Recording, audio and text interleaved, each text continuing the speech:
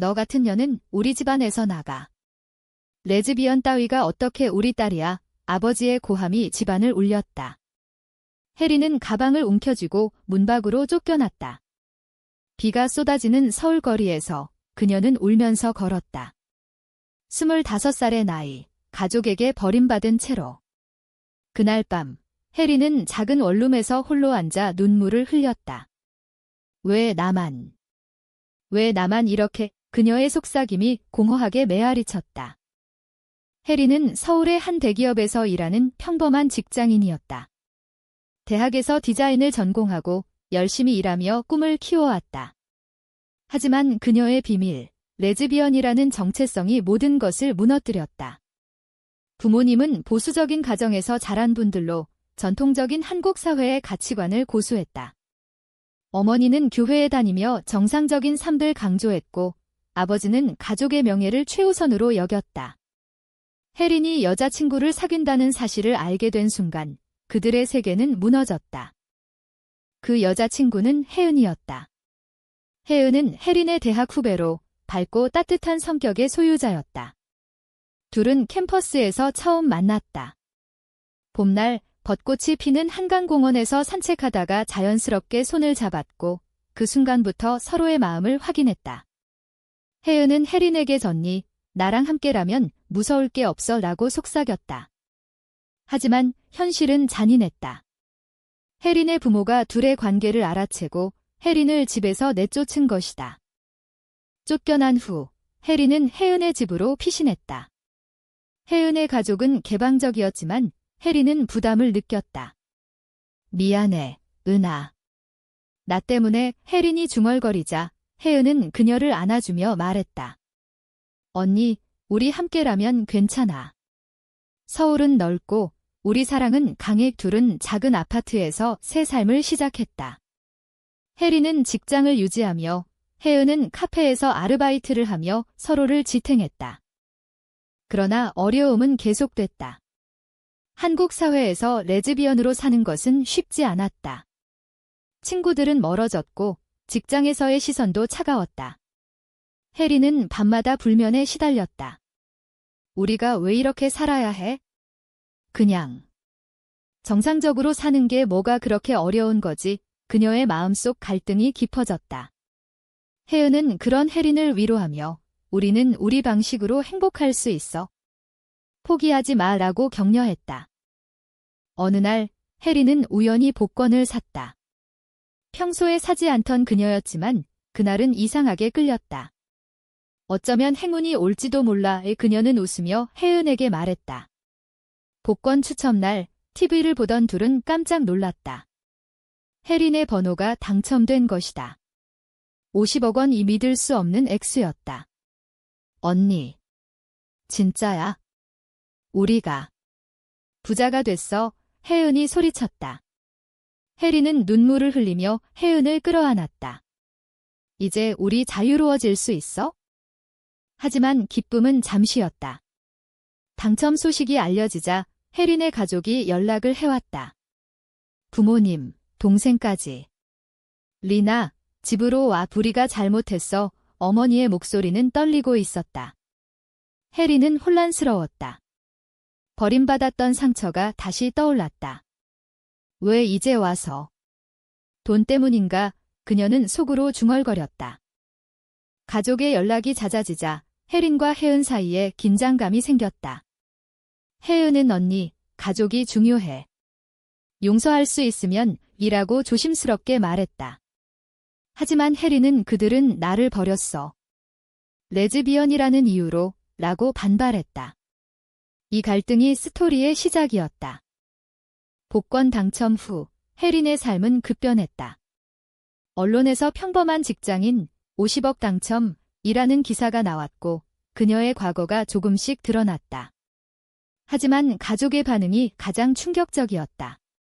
아버지는 직접 해린의 직장으로 찾아왔다. 리나, 아버지가 미안하다. 집으로 돌아와라. 내가. 그럴 줄 몰랐어. 그의 눈에는 후회가 보였지만 해린은 차갑게 대했다. 아버지, 이제 와서 왜요? 돈 때문인가요? 집으로 돌아간 혜리는 가족과 마주 앉았다. 어머니는 울면서 우리가 무지했어. 교회 목사님도 용서하라고 하셨어 라고 말했다. 동생 혜주는 누나, 나도 미안해. 하지만 이제 부자잖아. 같이 살자라고 웃었다. 혜리는 속이 쓰렸다. 그들의 태도가 진심인지 돈 때문인지 구분이 안 갔다.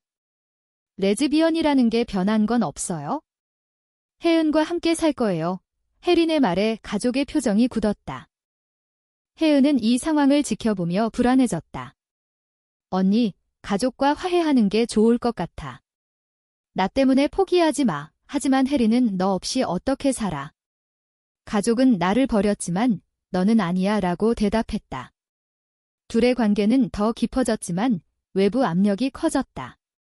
직장에서 동료들이 수근거렸다. 혜린 씨, 복권 당첨됐대? 그런데 여자친구랑 산다며 사회의 시선이 따가웠다.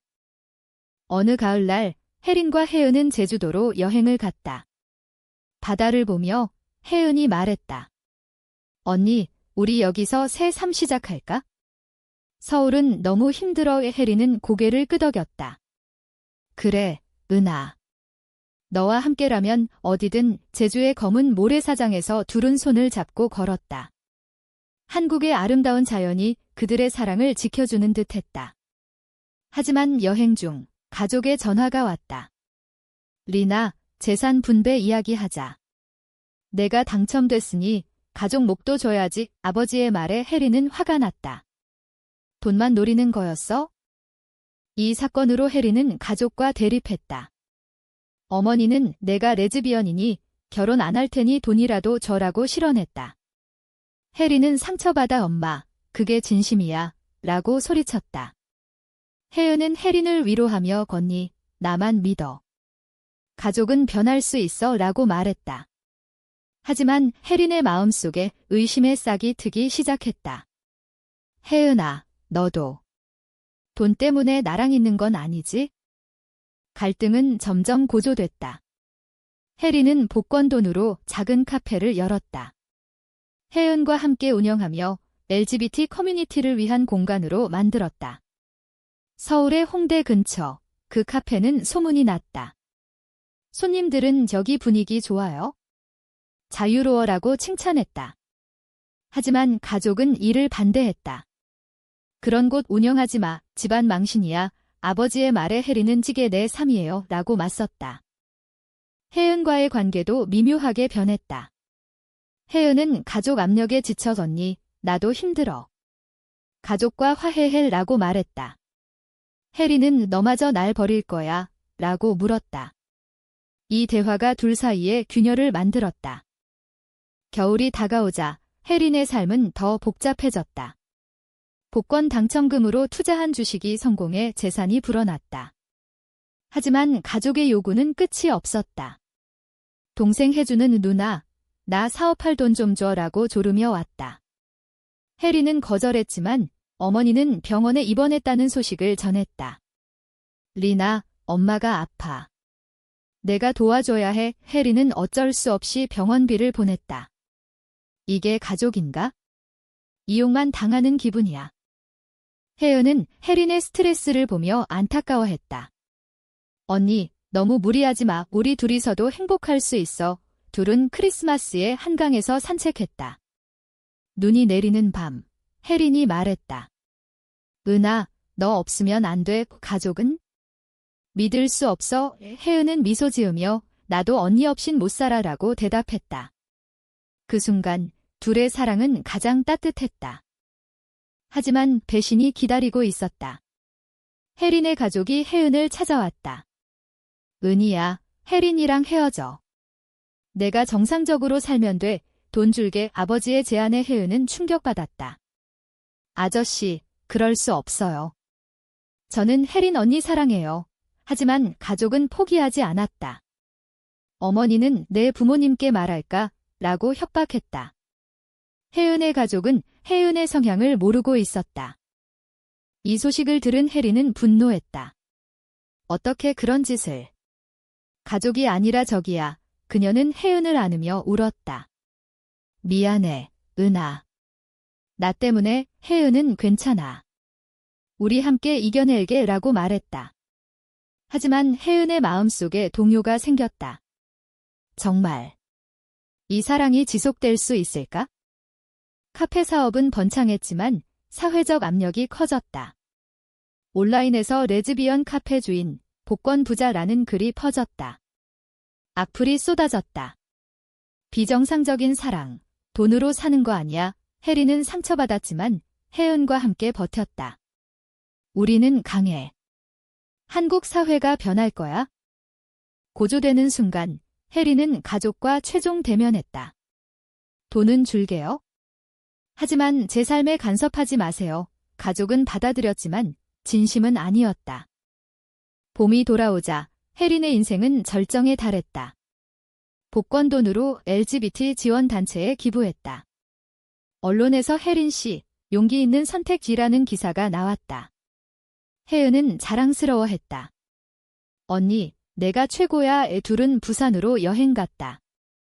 바다를 보며 혜린이 프로포즈했다. 은하, 나랑 평생 함께 할래? 혜은은 눈물 흘리며 네, 라고 대답했다. 하지만 가족의 반격이 시작됐다. 아버지는 혜린의 재산을 노리고 소송을 걸었다. 가족 몫이라고 주장했다. 변호사는 한국법에서 동성애는 인정되지 않아. 유리할 수 있어 라고 말했다. 혜린은 충격받았다. 가족이 날 파괴하려 해? 혜은은 이 상황에서 동요했다. 가족의 압력과 사회 시선에 지쳐 그녀는 혜린에게 언니, 잠시 떨어져 생각할게 라고 말했다. 혜린은 절망했다. 은하, 날 버리는 거야. 혜은은 잔이야. 그냥. 시간이 필요해. 이 헤어짐이 혜린을 무너뜨렸다. 홀로 남은 혜린은 과거를 회상했다. 어린 시절, 보수적인 가정에서 자란 그녀. 레즈비언임을 깨달은 순간의 고독. 혜은과의 만남이 유일한 빛이었다. 왜 모든 게 무너지는 거지? 그녀는 울었다. 반전이 왔다. 혜은이 돌아왔다. 언니, 미안해. 가족이 날 속였어. 돈을 주겠다고 혜은의 고백에 혜린은 안도했다. 하지만 가족의 배신은 깊었다. 어머니가 혜은을 이용해 돈을 빼앗으려 했다. 는 사실이 드러났다. 소송은 혜린의 승리로 끝났다. 법원은 개인 재산지라고 판결했다. 가족은 패배했지만 어머니는 병상에 누워 진심 어린 편지를 보냈다. 리나, 미안해. 내 삶을 인정할게. 용서해줘. 혜린은 눈물을 흘렸다. 엄마. 이제야. 혜은과 재회한 혜린은 관계를 재건했다. 은하, 다시는 헤어지지 말자. 둘은 카페를 확장하며 LGBT 커뮤니티를 위한 세미나를 열었다. 한국 사회의 변화가 느껴졌다. 젊은이들이 용기 내세요 라고 응원했다. 가족과의 화해가 시작됐다. 동생 혜준이 먼저 왔다. 누나, 나 잘못했어. 진짜 미안해. 혜린은 용서했다. 우리 가족 다시 시작하자. 아버지는 여전히 어색했지만 점점 변했다. 내 선택을 존중할게. 혜린과 혜은의 사랑은 더 강해졌다. 여름날 한강에서 둘은 약속했다. 영원히 함께. 몇 년 후 혜린은 성공한 사업가가 됐다. 카페 체인은 전국으로 퍼졌고 LGBT 권익 운동의 상징이 됐다. 가족은 이제 그녀를 지지했다. 어머니는 내가 자랑스러워 라고 말했다. 혜린은 전마, 고마워요. 버림받았던 아픔이 날 강하게 만들었어. 혜은과는 행복한 삶을 살았다. 둘은 제주에 집을 짓고 자연 속에서 사랑을 키웠다. 언니, 우리 꿈이 이루어졌어. 혜은의 말에 혜린은 미소 지었다. 그래, 은하. 사랑은 모든 걸 이겨. 이야기는 한국 사회의 변화를 상징한다. 보수와 개방의 충돌 속에서 사랑과 용서가 승리했다. 혜린의 삶은 많은 이들에게 희망이 됐다. 누구나 사랑할 권리가 있어. 그녀의 메시지가 퍼졌다. 결말은 따뜻한 여운을 남겼다.